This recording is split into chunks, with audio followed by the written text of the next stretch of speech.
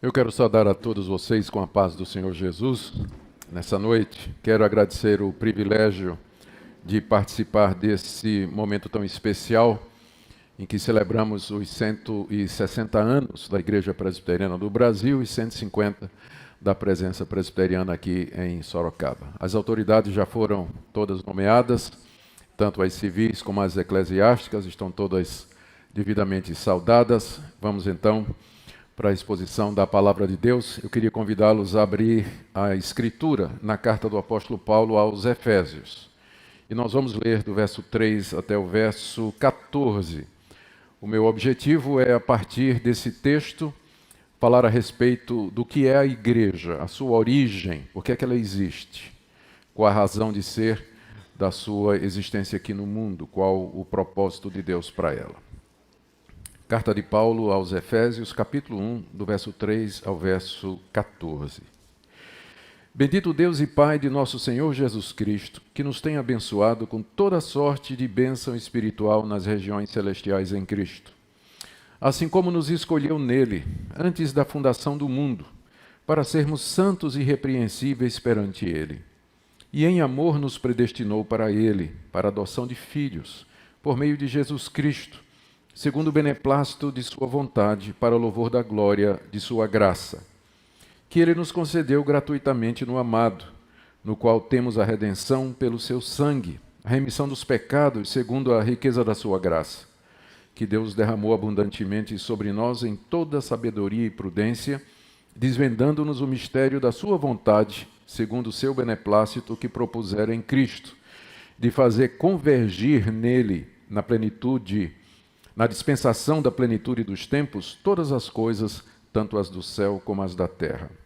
Nele digo, no qual fomos também feitos herança, predestinados, segundo o propósito daquele que faz todas as coisas conforme o conselho da sua vontade, a fim de sermos para louvor da sua glória, nós, os que de antemão esperamos em Cristo, em quem também vós, depois que ouvistes a palavra da verdade, o evangelho da vossa salvação, tendo nele também crido, fostes selados com o Santo Espírito da promessa, o qual é o penhor da nossa herança, até o resgate da sua propriedade, em louvor da sua glória. Até aqui a leitura da palavra de Deus. Queridos, o apóstolo Paulo escreveu essa carta quando ele estava preso em Roma, aguardando o julgamento da parte do imperador Nero. E ele recebe notícias de que os seus filhos na fé, na igreja localizada na cidade de Éfeso, estavam preocupados com a notícia da sua prisão. E não era para menos. O apóstolo Paulo era o maior missionário, o maior pregador do evangelho no primeiro século. A importância de Paulo para os primórdios do cristianismo não pode ser superestimada. Os crentes de Éfeso e de outras igrejas que foram fundadas pelo apóstolo Paulo estavam inquietos com a prisão do seu pai espiritual, acusado pelos judeus de ensinar ou dizer que existia um outro imperador além de César. É claro que a palavra Senhor, Kyrios, era usada pelos cristãos somente para o Senhor Jesus e nunca como a designação do imperador. Os judeus encontraram aí uma brecha para acusar Paulo de levar aos não-judeus uma mensagem subversiva contra o Império Romano. Paulo, então, está em cadeias, aguardando o julgamento do imperador, quando recebe, então, notícias da preocupação dos crentes de Éfeso com relação à sua prisão. Ele escreve essa carta com o objetivo de ser lida na igreja e com o propósito de fortalecer os cristãos. Veja aí no capítulo 3, verso 13, quando ele diz: portanto, à luz de todas as explicações que ele deu até aí, eu vos peço que não desfaleçais nas minhas tribulações por vós, pois nisso está a vossa glória.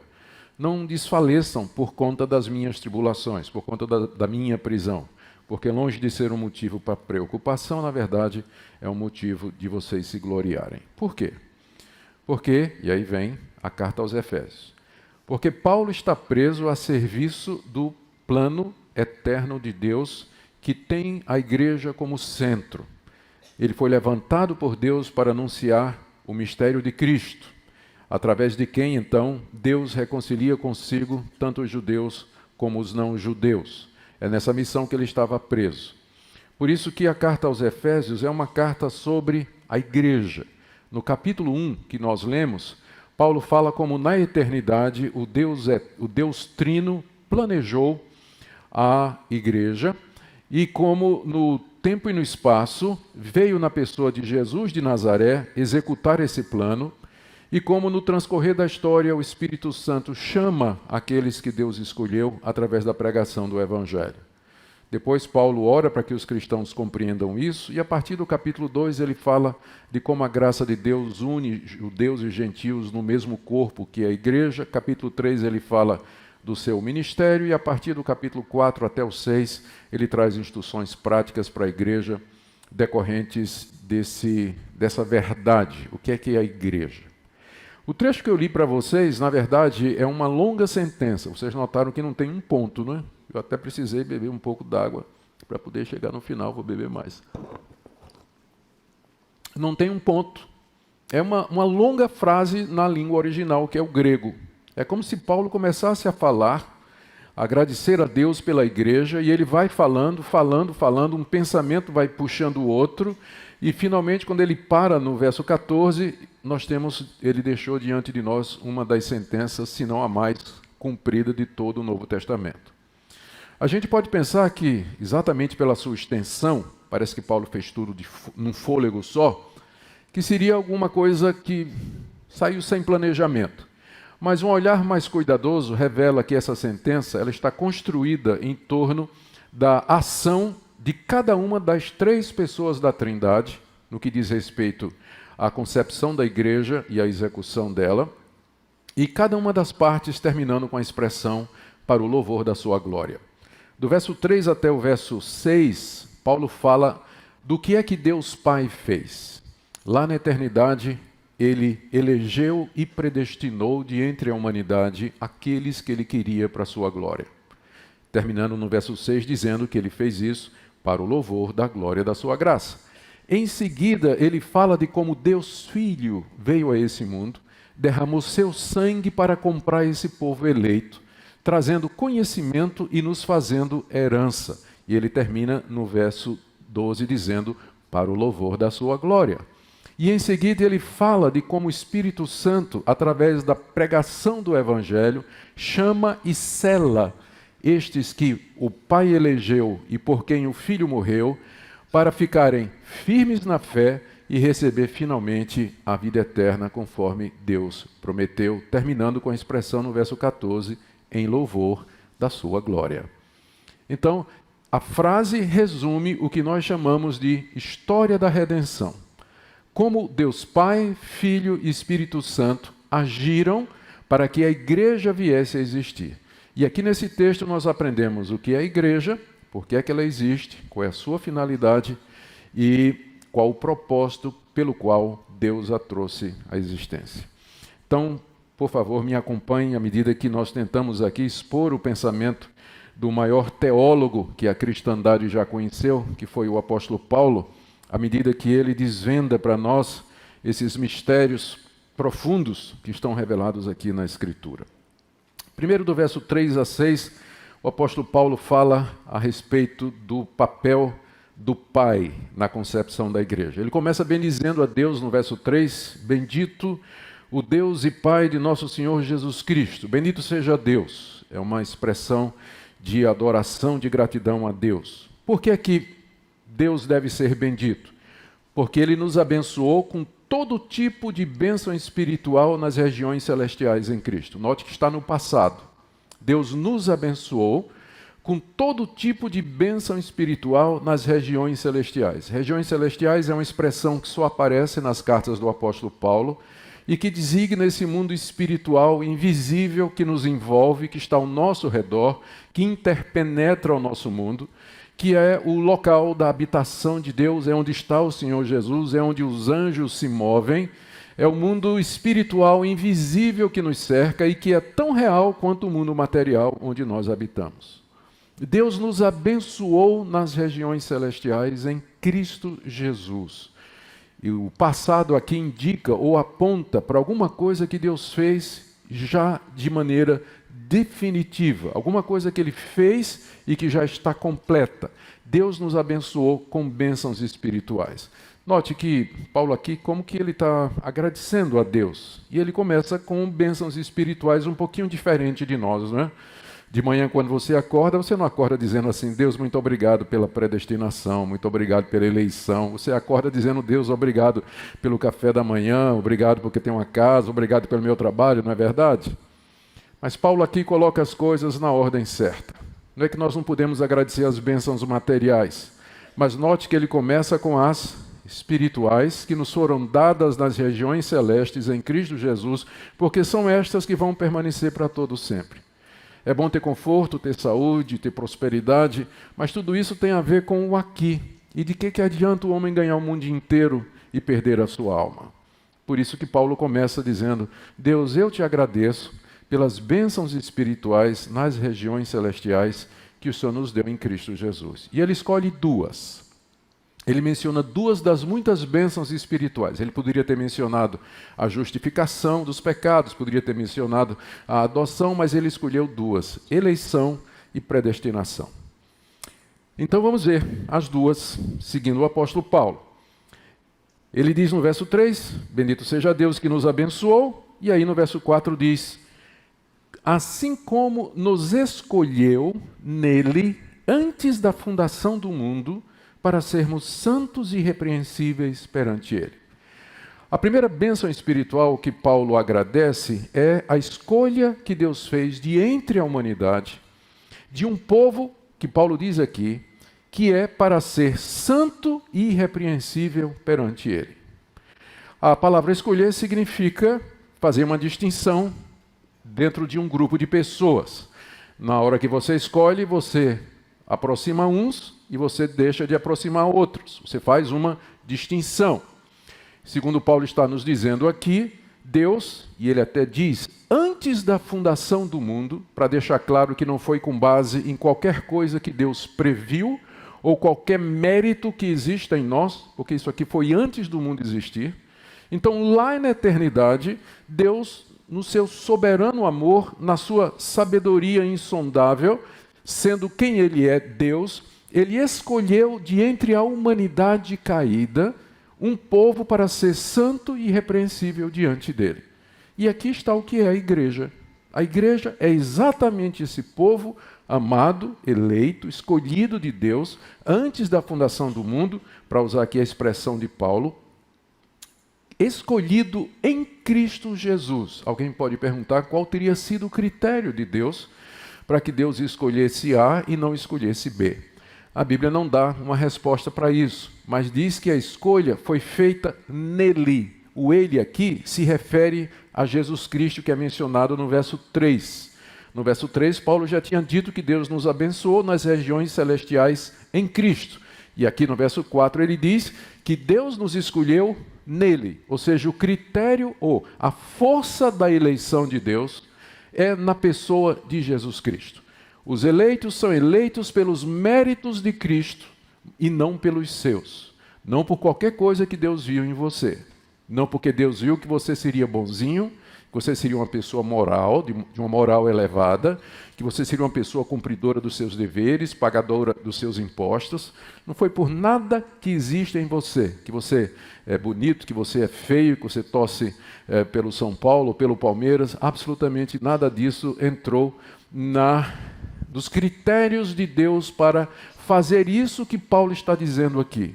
Antes da fundação do mundo, portanto, sem qualquer participação nossa, Deus escolheu em Cristo um povo para ser santo e irrepreensível diante dele. Ao fazer isso, é evidente que essa escolha foi feita Deus contemplando a humanidade caída, que não existia ainda. Sendo Deus vendo a humanidade caída em pecado, corrompida pela corrupção do pecado, pela maldade e pela iniquidade do pecado, de entre a raça humana pecadora, Deus escolheu um povo para ser santo e irrepreensível.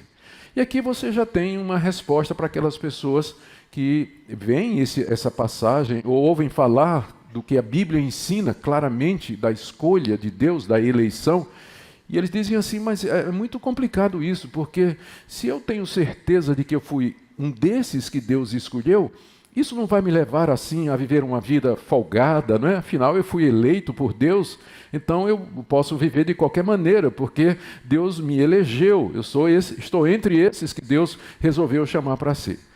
Mas note o propósito. Deus escolheu para quê? Para que você fosse santo e irrepreensível. Onde não há santidade, não houve eleição. Como é que você sabe que você é eleito? Exatamente pela santidade de vida. Se não há santidade na sua vida, se não há desejo de santidade, de viver uma vida reta diante de Deus, se não há ojeriza ao pecado, ódio ao pecado, então você não tem nenhuma base para dizer, eu faço parte desse povo que Deus escolheu antes da fundação do mundo. Então, muito longe de ser uma doutrina que leva o cristão a relaxar ou viver uma vida folgada, a doutrina da eleição serve de base para a santificação, para que ele queira viver uma vida reta e santa diante de Deus. Quem usa essa doutrina como pretexto para viver uma vida em pecado, uma vida dupla e uma vida hipócrita, é porque nunca entendeu o que a Bíblia fala a respeito da eleição. Deus nos escolheu antes da fundação do mundo para sermos santos e irrepreensíveis perante Ele. É isso que é a igreja. É isso que é a igreja, esse povo devidamente escolhido por Deus. Em seguida, Paulo passa para falar da predestinação. Qual é a diferença de eleição para predestinação? Eleição é o ato pelo qual Deus escolhe. Predestinação é o destino antecipado que ele deu àqueles que ele escolheu. E aí você encontra Paulo dizendo, final do verso 4, em amor nos predestinou para ele, para a adoção de filhos, por meio de Jesus Cristo, segundo o beneplácito de sua vontade, para louvor da glória da sua graça. Paulo diz pelo menos umas 4 coisas aqui a respeito da predestinação que eu quero ver com vocês. Lembra que Paulo está descrevendo as bênçãos espirituais pelas quais ele está dando graças a Deus. Então, para o apóstolo Paulo, essa doutrina da eleição e da predestinação não era um motivo de polêmica ou de dizer que Deus é injusto ou qualquer outra coisa, até porque ele está dizendo aqui que foi em amor que Deus nos predestinou. Ao contrário, o apóstolo sente uma grande gratidão quando ele fala a respeito desse ponto, quando ele fala a respeito disso. Então vamos ver o que é que ele nos ensina aqui sobre isso. Primeiro ele diz que Deus nos predestinou para Ele. Aqui você tem nessas 3 palavras, predestinou para Ele, um resumo do que é a igreja. Esse povo eleito foi predestinado para ser de Deus. Existe uma vocação maior do que essa no mundo? Existe um privilégio maior do que esse de ser de Deus, pertencer a Ele, de ter sido escolhido por Ele antes da fundação do mundo, para ser dele. Deus nos predestinou para Ele. É essa a função da igreja, o propósito da igreja, ou colocando em termos mais bíblicos, a sua vocação. Nós fomos escolhidos e predestinados para sermos de Deus. Paulo considera isso um ato de amor. Está vendo aí? Final do verso 4, juntando com o início do verso 5. E em amor nos predestinou. Por que Paulo consideraria a predestinação como um ato de amor? Isso vai ficar claro quando chegar no capítulo 2, quando Paulo descrever do verso 1 até o verso 3 a situação da humanidade. Mortos em ofensas e pecados, seguidores da carne e dos pensamentos, escravos do diabo, fazendo a vontade e as paixões pecaminosas que habitam em nosso coração, sendo por natureza filhos da ira e não filhos de Deus, filhos da desobediência. Ou seja, Deus não tinha obrigação nenhuma de salvar qualquer integrante da raça humana, porque todos pecaram e carecem da glória de Deus. Deus não tem a obrigação de salvar ninguém. Se Deus for dar o seu merecimento, tem até pastores que digam assim, né? Ensina a igreja a dizer assim, peça a Deus os seus direitos, né? Reivindique, Deus dá o que é meu. Faça isso não, meu irmão. Se você fizer, pode ser que o chão se abra e você caia no inferno de cabeça para baixo. Porque é só o que você merece. É só. Somos pecadores. Fazemos parte de uma raça pecadora, filhos de pais desobedientes a Deus, desde os nossos primeiros pais lá no jardim. Quebramos toda a lei de Deus. Se Deus deixasse a humanidade toda perecer no inferno, ele seria absolutamente justo. Injusto seria se Deus tirasse o nosso direito. Vamos supor que toda a raça humana tivesse o direito de ir para o céu, e Deus escolhesse alguns e não escolhesse outros, aí ele seria injusto. Porque ele está tirando o direito de ninguém, de alguém.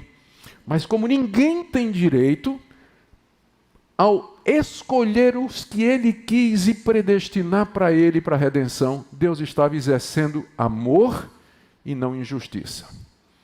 Amor e não injustiça. Ele não deve nada a ninguém, muito menos a redenção. Portanto, não está tirando o direito de ninguém, nem está sendo injusto quando ele elege aqueles que ele quer para a salvação. Por isso que Paulo diz, em amor nos predestinou. Porque é um ato de amor. Deus não deixar a raça humana toda se perder na sua condenação justa, mas dar-lhes a vida eterna mediante Jesus Cristo. Ele continua, em amor nos predestinou para ele, para a adoção de filhos. Eu sei que é muito popular a perspectiva de que todos são filhos de Deus, toda a humanidade é filha de Deus. E há um sentido em que isso é verdade, porque Deus, como Criador, e nós como criaturas, é possível se referir a Deus como Pai de todos, e nós e toda a humanidade como sendo filhos de Deus. Mas em termos bíblicos, filhos de Deus são estes que Deus escolheu e predestinou para a adoção de filhos. Então, do ponto de vista da redenção e da salvação, filhos de Deus são aqueles que ele elegeu e predestinou e que adotou mediante Jesus Cristo como seus filhos. Então, os eleitos de Deus, eles são adotados por Deus como sua família, como sendo seu povo, adotados por meio de Jesus Cristo. Nota que o tempo todo Paulo está dizendo, não é por meio de Cristo, nele, ou de acordo com Cristo, porque Cristo é o único mediador entre Deus e os homens, e o papel dele nesse plano vai ser revelado logo em seguida. Mas por enquanto vamos terminar ainda essa parte de Deus Pai. No final do verso 5, Paulo diz que Deus nos predestinou segundo o beneplácito da sua vontade. Em português, isso significa segundo o bom prazer da sua vontade. E aqui Paulo está dando o motivo pelo qual Deus fez isso. E a resposta em português simples é porque ele quis fazer. Ele teve vontade de fazer. Ele fez isso de acordo com o bom prazer da sua vontade. Deus teve prazer em fazer isso, a sua vontade prevaleceu e ele fez então todo esse projeto de eleição e predestinação de acordo com o querer da sua vontade. Ele não consultou a você, ele não me consultou, ele não consultou aos anjos, mas ele consultou a sua vontade. E pelo querer da sua vontade, como Paulo diz aqui, ele nos predestinou em amor para sermos filhos adotados mediante Jesus Cristo. E aí vem a grande pergunta, não é, que todo mundo faz. Por que Deus fez isso? Por que Deus criou o homem? Por que Deus colocou o homem no jardim? Por que deu um teste? Ele não sabia que Adão ia pecar? Por que todas estas coisas? A resposta está aí, no verso 6. Que Deus fez tudo isso para louvor da glória de sua graça. Deus faz todas as coisas para a sua glória. E isso está absolutamente de acordo com a natureza dele. Se eu fizer as coisas para a minha glória, eu estarei seria um tolo, porque sempre tem alguém que faz alguma coisa melhor do que eu em alguma parte do mundo. Se eu sou bom em alguma coisa, sempre vai ter alguém melhor. Então não faz sentido eu me gloriar, eu me exibir, eu me vangloriar do que eu sou, das coisas que eu faço, porque sempre vai ter alguém melhor do que eu. Mas não é assim no caso de Deus. Deus é único. Não tem ninguém igual a ele, nem superior a ele. Portanto, é perfeitamente correto e de acordo com a natureza de Deus que ele faça tudo para mostrar quem ele é. A sua grandeza, o seu poder, a sua majestade, em outras palavras, a sua glória.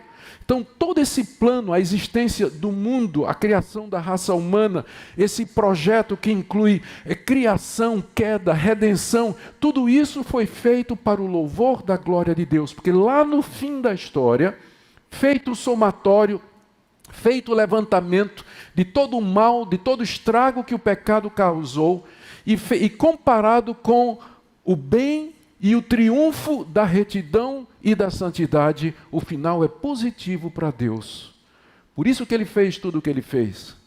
Porque no final ele vai receber toda a glória naqueles que ele elegeu e naqueles que ele deixou que pagassem pelos seus próprios pecados, na sua própria condenação. Deus fez tudo isso para o louvor da sua glória. Significa que na eternidade nós estaremos, os eleitos, que nós não sabemos, olhando assim, quem são, não é? Temos que ver aí o critério da santidade, mas isso é com o seu pastor. Isso é com o seu pastor. Então, ou com você mesmo, não é? Ou com você mesmo. Mas lá na eternidade, esse povo vai dizer: Deus, que plano maravilhoso, que grande amor, que sabedoria, que profundidade, que compaixão o Senhor exerceu para com a raça humana. A eternidade é pouco para que nós exaltemos a tua glória. Deus faz todas as coisas para o louvor da sua glória. Amém? Agora vamos ver a segunda parte, onde Paulo fala da participação da segunda pessoa da Trindade, que é Jesus Cristo. Começando aí no final do verso 6. No verso 6, Paulo diz que Deus elegeu e predestinou para louvor da glória da sua graça. E aí ele emenda: graça que ele nos concedeu gratuitamente no amado. Até uma redundância, não é? Graça concedida gratuitamente. De fato, é uma redundância. Mas é que Paulo não poupa palavras quando ele vai falar da graça de Deus. É de graça mesmo, não é? Por isso que ele usa essas três palavras, todas elas expressando a gratuidade dessa redenção, dessa eleição, desse amor, desse chamado do Pai. Foi totalmente baseado na graça dele, no favor dele, como eu disse desde o início. Foi feito antes da fundação do mundo, não foi por mérito seu, por nada que você mereça ou tenha algum favor diante de Deus, porque de fato não temos nada. Essa graça, Paulo diz aqui, Deus nos concedeu no amado. Embora ele não nomeie aqui, mas o amado aqui é Jesus Cristo. E ele é chamado o amado de Deus Pai, porque desde a eternidade ele é o objeto do amor de Deus. Aqui nós estamos entrando no mistério da Trindade. O Pai ama o Filho eternamente. E o Filho e o Pai amam o Espírito Santo, que ama o Pai e o Filho. A Trindade, ela convive em amor. Deus é perfeito em si mesmo. Você certamente já ouviu alguém, algum pregador, dizendo assim, tentando explicar por que é que Deus criou o homem. Deus estava lá no universo, no espaço, sozinho, e sentiu falta de companhia. Então ele resolveu fazer um ser que o amasse voluntariamente, que correspondesse ao seu amor e à sua amizade. Então, por conta dessa necessidade, Deus criou o ser humano. E aí vem, não é? Você é importante para Deus, tudo, você é o centro de Jesus, tudo que você faz, Cristo apontou para você, e todo esse tipo de coisa. Mas não é verdade teologicamente. Deus é perfeito, o Pai ama o Filho, Deus não tem nenhuma necessidade fora dele, que o obrigue a fazer nada. Ele é o único ser perfeito, completo, infinitamente feliz, realizado. Ele não precisaria fazer absolutamente nada para acrescentar a sua felicidade ou a sua alegria. Porque o Pai ama o Filho. O Filho já é aquele em quem o seu amor se expressa. O que Deus fez, de acordo com o que o apóstolo Paulo diz aqui, ele fez segundo o beneplácito da sua vontade e para o louvor da sua glória. E para o louvor da sua glória. Três coisas Paulo refere-se quanto à participação do Filho nesse plano que o Pai concebeu. A gente diz em teologia, para ficar mais claro em teologia, o Pai planejou, o Filho executou. E agora, o cenário sai das regiões celestiais e o foco agora é a terra. Porque aqui nós temos uma grande questão. Como é que esses eleitos e predestinados de Deus, tendo sido escolhidos do meio de uma raça pecadora, caída, como é que eles podem ser adotados por Deus? Como é que eles podem ser recebidos de Deus? Porque o pecado, certamente, Deus abomina o pecado e a culpa deles. Esses eleitos e predestinados, eles são pecadores culpados. Então, de que forma Deus pode recebê-los? E aqui que entra a pessoa do Filho. O Filho desce a esse mundo, ele encarna no ventre da Virgem Maria, é gerado ali pelo Espírito Santo, assume uma natureza humana igual à nossa, com exceção do pecado, e na cruz do Calvário ele derrama o seu sangue pelo povo eleito de Deus. Ele sangra até a última gota por esses que Deus elegeu e predestinou. Para que o pecado deles pudesse ser pago, para que Deus pudesse recebê-los e acolhê-los como filhos, o problema do pecado tinha que ser resolvido. Veja como Paulo diz isso. Depois de dizer no final do verso 6, o amado, ele diz, no qual temos a redenção, porque os eleitos precisam ser redimidos. Os predestinados precisam ser redimidos de entre a humanidade. O pecado deles precisa ser pago para que eles possam ser de Deus. Isso é feito, veja o que Paulo diz, pelo seu sangue. Se ele sangrou, é porque ele tinha um corpo. Se ele sangrou, é porque ele era uma pessoa igual a mim, igual a você. Ele participou da nossa humanidade, bebeu nossa água, respirou nosso ar, andou no nosso chão, ele se fez um de nós. E ele veio como nosso representante, representante do povo de Deus, desse povo que Deus escolheu e predestinou. E na cruz, ele derramou seu sangue para a remissão dos pecados. Remissão significa pagamento, quitação. O sangue de Jesus é aceito por Deus como quitação, pagamento da nossa culpa. Era você e eu que deveríamos estar pendurados naquela cruz.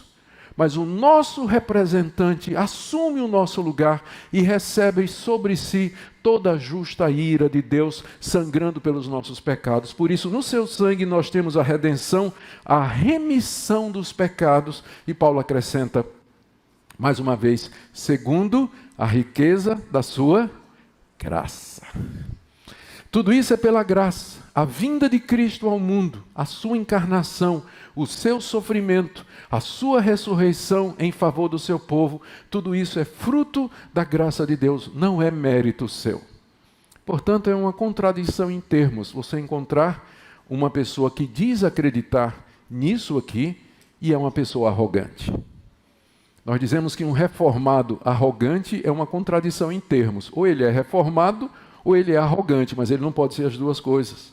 Porque parte de ser reformado é entender o conceito de graça, que não é por mérito seu, não é por nada que Deus viu em você, mas é pela graça que o Pai planejou e o Filho executou na cruz. Pela riqueza da sua graça, Paulo diz no verso 8, que Deus derramou abundantemente sobre nós, com toda sabedoria e prudência.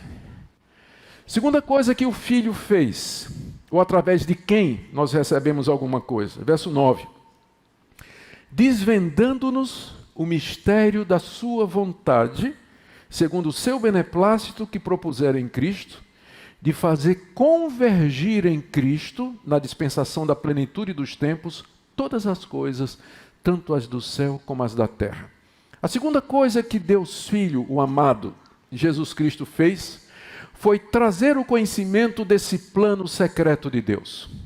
Veja que Paulo diz no verso 9, que em Cristo Deus nos desvenda o mistério da sua vontade.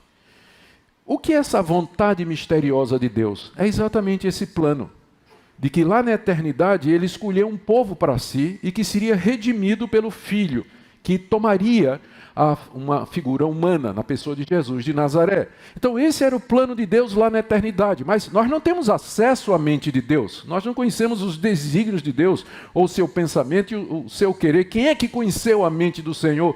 Pergunta o escritor bíblico. Mas Deus então nos revelou o mistério da sua vontade, essa vontade misteriosa, diz Paulo aqui, desvendou. Desvendar é tirar o véu, não é? Uma coisa velada, ela não pode ser percebida corretamente. Mas uma vez que é desvendado, a venda é tirada, então aquela coisa pode ser observada com detalhes e com acuracidade.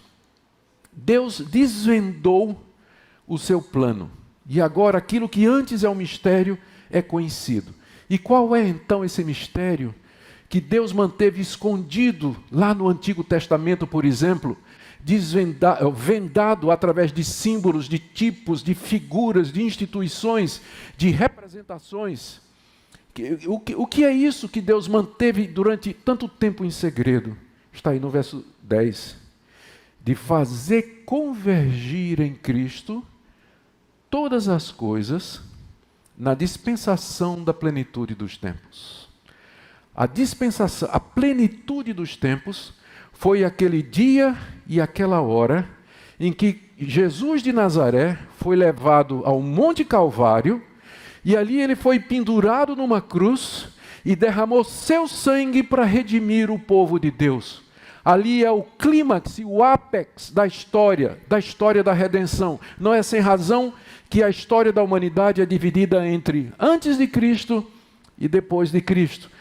O Calvário é a dispensação da plenitude dos tempos. Quando os tempos estavam plenos, depois de Deus ter preparado tudo no Antigo Testamento, ter levantado os profetas, feito aliança com a nação de Israel, ter levantado Moisés, feito promessas a Abraão, Deus preparou tudo durante milênios e finalmente chegou a hora em que o Filho desce da glória para na terra executar aquele plano que o Pai tinha formulado desde antes da fundação do mundo. Então, a dispensação da plenitude dos tempos é quando na cruz Deus faz convergir todas as coisas. As promessas se tornam realidade, as profecias se tornam cumpridas. Aquilo que antes estava vendado, agora é plenamente descoberto e trazido a olho nu para que todos vejam.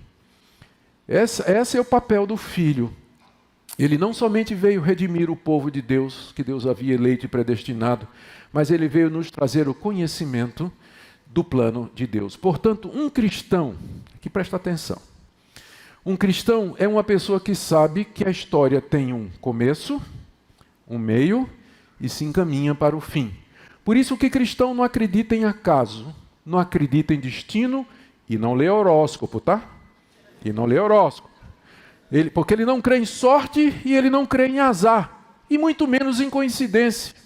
Porque há um Deus que planejou tudo isso. A expressão plenitude dos tempos significa que há um Deus por detrás da história e que conduz essa história de acordo com aquilo que ele decretou e desejou antes que o mundo existisse.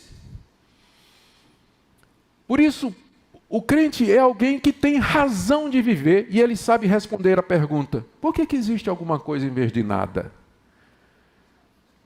De onde você veio? Quem você é? Para que você existe? Se você me perguntar, para que eu existo, pastor? Qual é a razão da minha existência? Eu não vou saber se a vontade de Deus para você é que você case, que você não case, que mora em Sorocaba, que você vai morar em São Paulo, que você vai estudar medicina ou vai ser motorista de Uber. Eu não sei dizer para você, mas uma coisa eu sei: qualquer que seja a sua vocação na vida, o seu alvo principal é viver para a glória de Deus. Você sabe que existe um meio, um começo, um fim na história e que você pertence a essa história e que há um Deus que guia a sua vida e todas as circunstâncias. Esse é o conhecimento que o cristianismo nos traz. Por isso o cristão é seguro da história. Ele não acredita nessas outras coisas aí. O que torna as pessoas, aliás, o que faz com que, uma vez que a pessoa não tem o senso de identidade, de pertencimento que o cristianismo traz na pessoa de Cristo Jesus, ela fica meio que perdida no mundo. Ela não tem razão. e vai procurar realização em aventuras amorosas, na bebida, na dependência química, na busca desenfreada do dinheiro, do poder ou do prazer. Nenhuma dessas coisas vai satisfazer de fato o nosso coração. Mas conhecer a Deus, sim, e que Ele está no controle da história e de todas as coisas. Deus fez convergir, a história converge para o plano da redenção. E a igreja está bem no meio desse plano, está bem no meio da história.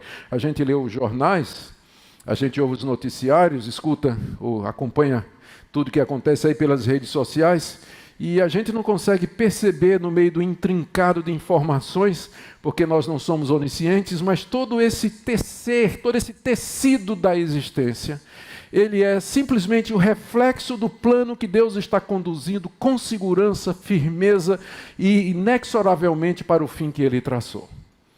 E bem no meio desse plano está o seu povo, que Ele elegeu e predestinou para o louvor da sua glória. A terceira coisa que Paulo diz a respeito de Cristo é no verso 11, nele digo, no qual fomos também feitos herança.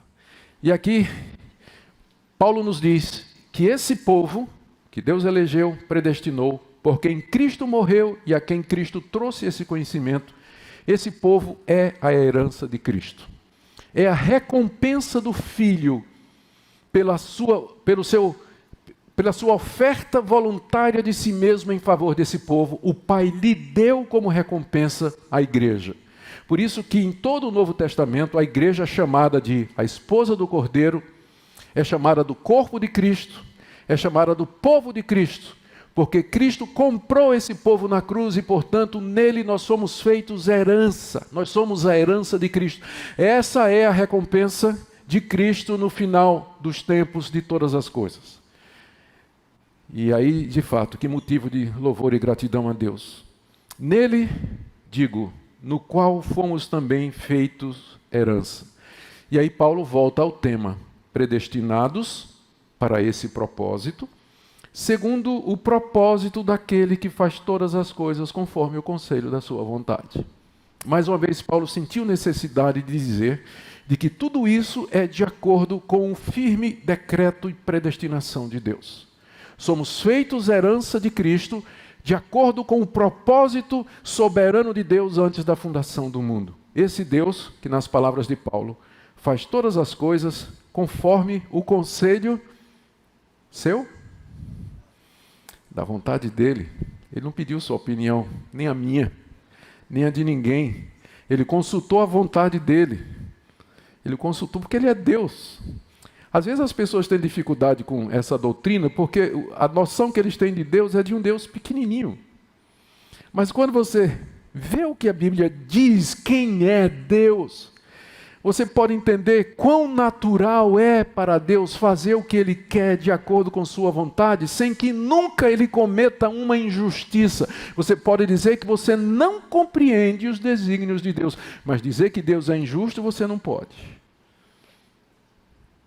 Isso aí você não pode. Você pode dizer, olha, eu estou vendo tudo isso aí, de fato, eu não posso negar que está aí, eu não compreendo. Pai do Senhor, meu irmão. A sua salvação não vai depender da compreensão exata dessa doutrina. Vai depender do que nós vamos ver aqui na terceira parte da obra do Espírito Santo, para a qual Paulo se encaminha agora, dizendo no verso 2, que Deus nos predestinou, verso 11, predestinados, segundo o propósito daquele que faz todas as coisas conforme o conselho da sua vontade, a fim de sermos para louvor da sua glória, terminando dessa forma, da mesma maneira que ele terminou quando falou a respeito do Pai. O Pai planejou para o louvor da sua glória e o Filho veio ao mundo e executou para o louvor da sua glória. E agora vem a grande questão. A plenitude dos tempos foi há 2000 anos atrás, lá no Oriente, no Monte Calvário, fora de Jerusalém. Como é que aquilo que Deus Filho fez na cruz me alcança hoje, vivendo em Sorocaba, 2000 anos depois? Como é que isso me alcança? Como é que isso chega a mim? Existe um distanciamento aí, de 2000 anos pelo menos, para não falar do distanciamento cultural, linguístico, e todo outro tipo de distanciamento que existe entre a nossa cultura e aquela cultura, nosso tempo e aquele tempo. Como é que isso chega a mim hoje? Como é que eu posso ser privilegiado? Ou colocando de outra maneira, de que maneira os eleitos de Deus serão chamados? Como é que eles serão notificados de tudo isso que Deus fez por eles lá na eternidade e o Filho há 2000 anos atrás? De que forma eles serão notificados disso? De que forma eles serão chamados? E aqui entra a terceira pessoa da Trindade. Esse é o papel do Espírito Santo. O Pai planejou, o Filho executou e o Espírito Santo aplica. Depois que Cristo morreu e subiu aos céus, Ele mandou o Espírito Santo no dia de Pentecostes, que desde então vem atuando no mundo através da pregação da boa notícia, porque essa é a boa notícia, esse é o Evangelho, que Deus quer salvar pecadores. O Espírito Santo atua no mundo, levando essa boa notícia aos pecadores, a todos. Todos são chamados.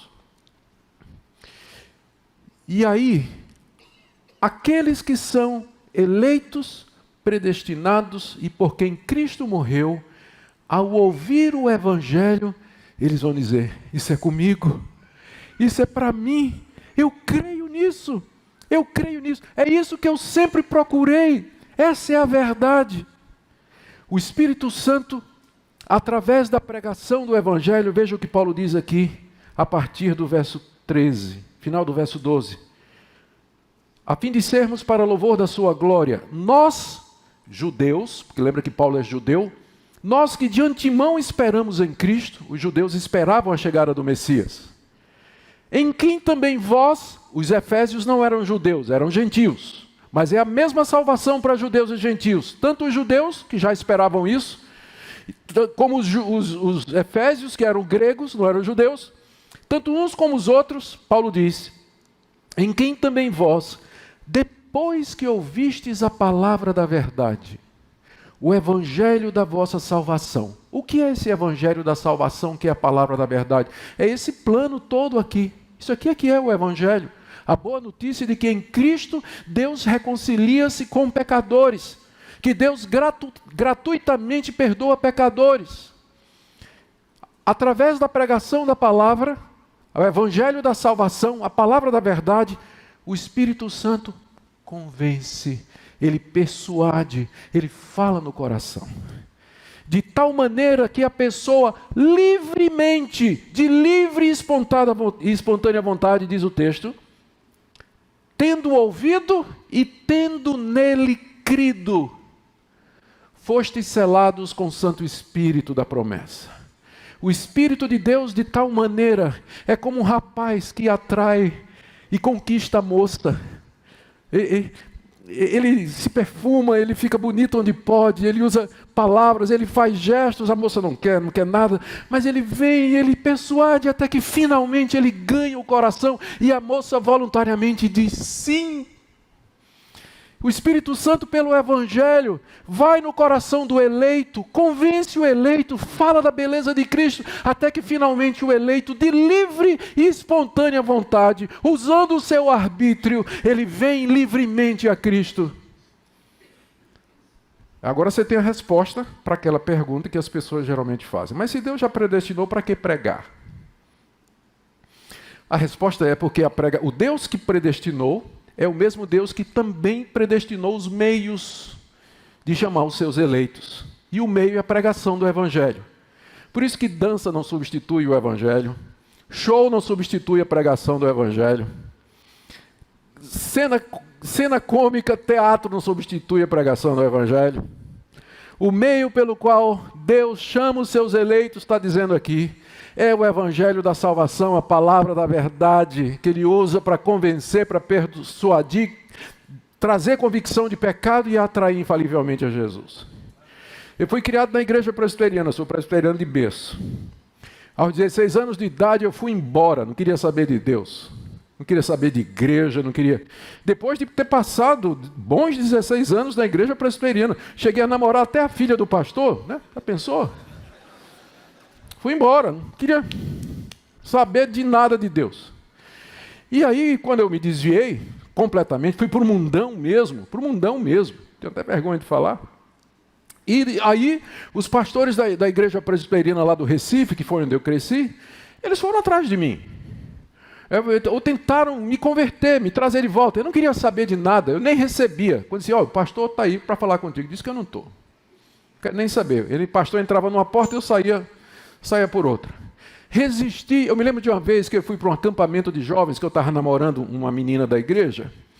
E eu fui para um acampamento de jovens e lá pregou o Vadislau Gomes, que é pai do reverendo Davi Charles Gomes, que é o chanceler do Mackenzie. E Lau, era assim que era chamado, ele pregou uma mensagem, eu estava lá. E eu senti, eu vou me converter. Aí virei as costas e saí do prédio. E fui lá para o meio do campo de futebol, sentei lá, chorei desesperadamente. Um missionário veio conversar comigo, começou 2 horas tentando me convencer a voltar para Jesus. Daquela noite, no dia seguinte eu peguei meu carro e fui embora. Eu não queria saber. Até que uma noite, em 1977, resisti de todos os jeitos que eu podia. Uma noite em setembro de 1977, tinha 23 anos. Não precisa fazer a conta não, tenho 64. Angustiado, vazio, fazendo engenharia elétrica na Federal de Pernambuco, funcionário público, trabalhava na prefeitura do Recife. Meu pai era presidente da Companhia da Eletricidade de Pernambuco, classe média alta. Tinha carro, tinha motocicleta, conhecia todas as boates de Recife, tinha namoradas como queria e um grande buraco no coração. Infeliz da vida, rodando as noites pelas ruas de Recife de motocicleta sem saber o que fazer da minha vida. Um amigo chegou para mim e disse aí, rapaz, isso é encosto, você tem que tomar um banho de sal grosso. E quis me levar no centro espírita para ver se resolvia, não resolveu nada. Finalmente eu resolvi tirar minha vida. E eu sabia que meu pai tinha sido militar, ele tinha uma arma em casa, e eu sabia exatamente onde estava a arma. E naquela noite eu entrei em casa, estacionei a minha moto, subi no quarto do meu pai para pegar aquela arma e dar um tiro na minha cabeça. Eu estava resolvido a tirar minha vida. Quando eu cheguei no quarto eu encontrei quem eu não esperava, minha mãe, que nunca deixou de orar por mim, presidente da SAF durante anos, da primeira igreja presbiteriana do Recife, orando pelo filho desviado, que era uma vergonha para a família as coisas que eu fazia. Minha mãe estava sentada na cama lendo a Bíblia e orando, eu não esperava para aquilo. Ela viu o meu estado e perguntou, filho, o que é que está acontecendo? E aí eu desabei em choro. Eu disse, eu não sei o que é que está acontecendo comigo, mãe, eu não sou feliz, eu não consigo ser feliz. Ela disse, por que você não ora? E aquela palavra, por que você não ora? Entrou a cavalo no meu coração. E eu senti vontade de orar, que eu nunca tinha sentido antes. E naquele momento eu elevei o meu coração a Deus num pedido de perdão e reconciliação. Caiu um peso de 200 quilos das minhas costas. Eu resisti até o dia em que o Espírito Santo, através da minha mãe, me convenceu, me persuadiu e me levou aos pés da cruz. E ali eu fui selado com o Santo Espírito da promessa. É assim que Deus trabalha. Eu não sei quem são os eleitos, por isso eu prego a todos. Eu anuncio o Evangelho a todos. Convido a todos. Falo do amor de Cristo. E o Espírito Santo vai tornar esta palavra eficaz naquele povo que Deus elegeu e predestinou e por quem Cristo morreu. E agora vem o papel do Espírito Santo. Ele convence através da pregação e ele se torna o selo, está aqui, não é? Ele é o Espírito da promessa porque ele foi prometido no Antigo Testamento e ele já veio no dia de Pentecostes, por isso que ele é chamado Espírito da promessa. Ele é o selo que Deus coloca no meu coração dizendo, agora eu lhe chamei e ninguém vai arrebatar você da minha mão. Selo da ideia de segurança, de propriedade. Você é meu. Eu escolhi você antes da fundação do mundo. Você é meu e ninguém vai arrancar você da minha mão. E o Espírito Santo é esse selo. De que maneira? Das muitas vezes que eu vacilei nesses 40 e poucos anos que eu sou cristão, eu nunca consegui virar as costas para Deus. Quando eu estava terminando o meu doutorado na Holanda, eu tive como orientador um professor que não acreditava na Trindade, não acreditava que Jesus era Deus, não acreditava que Ele ressuscitou dos mortos, não acreditava que Ele morreu pelos nossos pecados. Esse foi o meu orientador de teologia na Holanda. E ele então estava resolvido a acabar com minha fé. Me passa uma pilha de livro de autor alemão, liberal, dentro da tradição histórico-crítica da escola de Tübingen, na Alemanha, que é extremamente liberal, de onde veio Bultmann, todo esse pessoal. Eu tive que ler aqueles livros todos.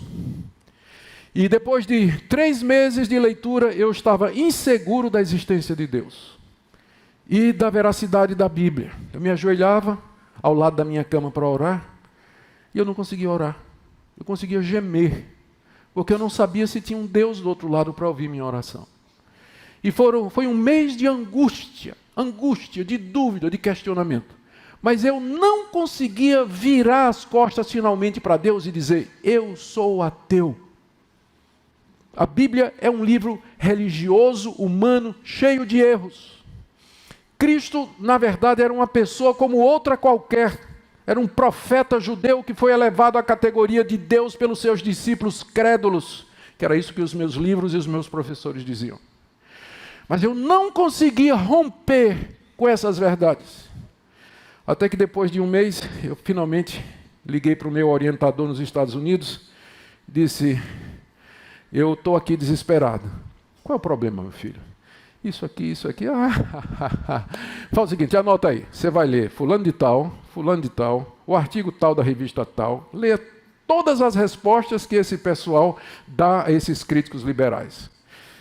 Foi uma libertação do meu coração. Escapei por um triz de ser ateu. Por que eu não consegui me livrar? Porque mesmo me livrar de Deus, porque mesmo naquele período de dúvida, alguma coisa no meu coração dizia: Ele existe, você é dele, Ele não vai deixar você ir embora. Enquanto que minha mente estava confusa, no fundo da minha alma, aquele sopro divino do Espírito Santo, convencendo ou persuadindo de que eu era de fato filho de Deus. É isso que significa que o Espírito Santo é selo. Ele vai conservar os eleitos fiéis até o fim. Eles vão perseverar até o dia da sua morte ou até o dia da vinda de Cristo Jesus.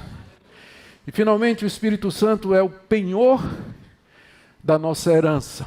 Espero que ninguém saiba o que é penhor aqui, não é? Porque penhor é quando você está liso e você pega aquele relógio que seu pai deixou de herança e você vai numa loja de penhores, pega um dinheiro e deixa lá o relógio como garantia de que você vai devolver aquele dinheiro com juros. O penhor é uma garantia do pagamento final. Paulo chama o Espírito Santo como sendo o penhor da nossa herança. O Espírito Santo é a garantia que Deus dá à sua igreja de que ele virá, nas palavras de Paulo, resgatar a sua propriedade que somos nós. Ele está se referindo à vinda de Cristo e à consumação da história. O final desse plano maravilhoso, quando Deus vier resgatar esse povo que ele elegeu, predestinou, por quem Cristo morreu e que o Espírito Santo chamou de maneira eficaz e irresistível. E ele termina dizendo que o Espírito Santo faz isso, final do verso 14, em louvor da sua glória. Eu quero terminar com algumas implicações para nós aqui. Primeiro, o que é que esse texto nos ensina? Primeiro, que há um Deus que governa a história. Há um Deus que é Senhor de tudo e de todos. O Deus da Bíblia é um Deus majestoso, um Deus grandioso, impossível de ser descrito em palavras, cujos desígnios, se não forem revelados, são incompreensíveis e velados para nós. Mas é um Deus que quis se revelar, um Deus que se mostrou a nós no seu plano, no seu querer, no seu propósito. É um Deus que faz todas as coisas para a sua glória. Segunda coisa, nós aprendemos por esse texto que a igreja de Cristo, ela está no centro da história. Ela está no centro da história. Tudo que Deus faz, tudo que Ele fez, e tudo o que Ele faz e o que Ele fará é em torno desse povo que Ele está chamando mediante a pregação do Evangelho, até que o número dos eleitos se complete. E Cristo Jesus então venha em glória para receber a sua herança e resgatar a sua propriedade. Terceira coisa que percebemos aqui é que esse plano é completo, é perfeito e você não pode adicionar absolutamente nada a ele. Você não pode adicionar absolutamente nada. Você não pode adicionar a sua piedade, a sua moralidade, os seus esforços, a sua contribuição, o seu dízimo, a sua campanha, o seu propósito, os seus rituais religiosos. Nada disso que você faz pode acrescentar alguma coisa à eficácia e à perfeição desse plano que foi elaborado por Deus na eternidade, executado pelo seu Filho e aplicado e ministrado pelo bendito Espírito Santo. Por isso, querido, e eu pergunto, existe um plano mais adequado do que esse para pecadores como vocês e como eu? Porque aqui nós encontramos perdão, aqui nós encontramos reconciliação, aqui nós encontramos aceitação, razão da nossa existência, que é o meu próximo ponto aqui. Na prática, você entender isso aqui vai lhe dar razão de viver. Vai lhe dar razão de viver. Você sabe por que é que você existe. Você sabe que você foi amado de Deus, que Cristo morreu pelos seus pecados, que o Espírito Santo habita em você. E qualquer que seja a sua vocação na vida, nada disso vai mudar esses fatos. Na dor, na doença, no sofrimento, na falta de dinheiro, na angústia, na perseguição, nada vai alterar o fato de que você é amado, eleito e querido de Deus, por quem Cristo morreu, deu seu sangue e em quem o Espírito Santo habita. Isso nos dá razão para sermos santos e razão para pregarmos o Evangelho, e eu não conheço nenhuma outra doutrina que nos torne mais humildes do que essa. Não conheço. Às vezes o cristão luta com arrogância. A melhor cura da arrogância é você ler Efésios 1. E aquela expressão, de acordo com o conselho da sua vontade. Ou ainda aquela outra, para o louvor da sua glória. Sua dele, não a sua, mas a glória de Deus. Esse capítulo nos ensina que só existe um Deus e que você não é ele. E que você não é ele. E isso nos coloca no nosso devido lugar. Isso nos coloca no nosso devido lugar. E eu termino com uma pergunta que eu tenho certeza que alguns estão fazendo. Pastor, como é que eu sei que eu sou eleito? Como é que eu sei que eu faço parte desse povo? A resposta está no próprio texto. Está dito aqui que Deus escolheu para sermos santos e irrepreensíveis. Está dizendo aqui que Ele chama os seus eleitos através do ouvir o Evangelho e crer no Evangelho. Então, querido, se você crê nesse Evangelho, se você de coração crê que Jesus Cristo é o Filho de Deus, que morreu na cruz pelos seus pecados, se você tem regozijo nessa doutrina, se você aborrece o pecado, se você quer viver uma vida santa, aí está a sua resposta. Aí está a sua resposta. E eu espero que nessa noite, quando nós aqui celebramos 160 anos da Igreja Presbiteriana do Brasil, que é uma expressão visível dessa igreja, eu espero que vocês todos, eu não disse, mas eu espero que todos vocês perceberam que eu não estava descrevendo aqui a Igreja Presbiteriana. Eu estou descrevendo a Igreja de Cristo, que é universal, ela é una e santa. A Igreja Presbiteriana é uma expressão visível dessa igreja. Enquanto ela for fiel à palavra de Deus, pregar o verdadeiro Evangelho, ministrar os sacramentos, batismo e ceia da forma correta e exercer disciplina sobre os seus membros. Enquanto ela fizer isso da forma correta, ela é uma expressão verdadeira da Igreja de Cristo. E qualquer outra igreja que faça a mesma coisa. Qualquer outra igreja que faz a mesma coisa. Então, querido, se você pode responder a isso, eu creio no Senhor Jesus de todo o meu coração. Espero somente nele para a minha redenção. Sou grato a Deus porque Ele me chamou pelo Evangelho, abriu os meus olhos, então você faz parte desse povo maravilhoso de Deus. Hoje à noite nós damos graças a Deus pelos 160 anos dessa denominação e 150 dessa igreja local, aqui ou da Presença Presbiteriana em Sorocaba. Nós temos aqui no nosso boletim que vocês receberam a história de como isso aconteceu. E homens de Deus, mulheres de Deus, pessoas maravilhosas foram mencionadas aqui, e a todas elas nós somos gratos, e o nosso pleito de gratidão e honra, mas nós sabemos de quem é no final toda a honra e toda a glória. Toda a glória, toda a honra e todo o louvor é daquele que planejou, na cruz executou e pela palavra nos chamou. Ao Deus Trino, toda a honra, toda a glória e todo o louvor nessa noite. Amém.